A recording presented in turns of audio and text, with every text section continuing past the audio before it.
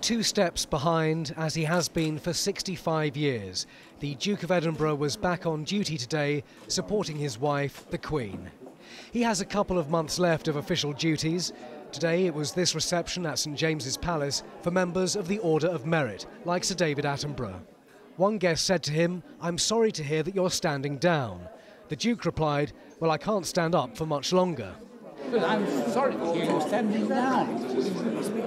I can't stand up much. A typical self-deprecating joke from the Duke with a dash of dark humour. He is 96 next month. The Buckingham Palace statement read, "His Royal Highness the Duke of Edinburgh has decided that he will no longer carry out public engagements from the autumn of this year."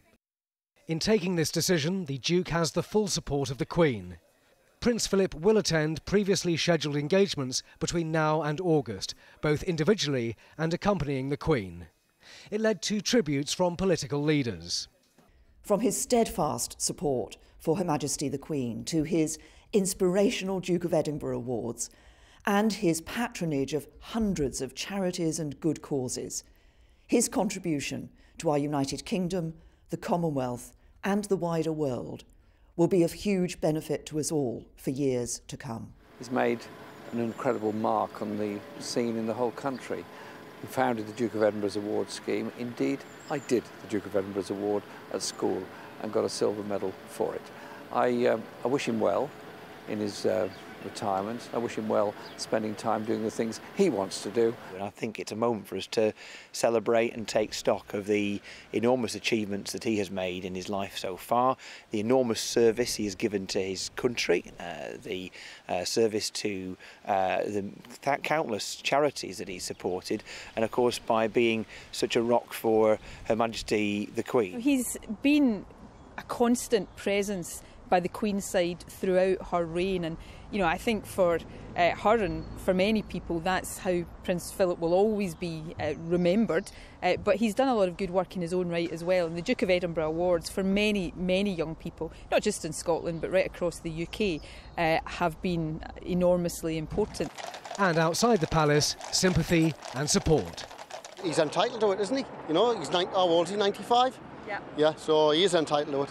Most of us retire around 65, so I think if he's been performing public duties up to now, I think he can have a retirement now. Obviously wish him well in his retirement, and we'll miss his japes and his gags. It is a cliché, and it's a cliché because it's true.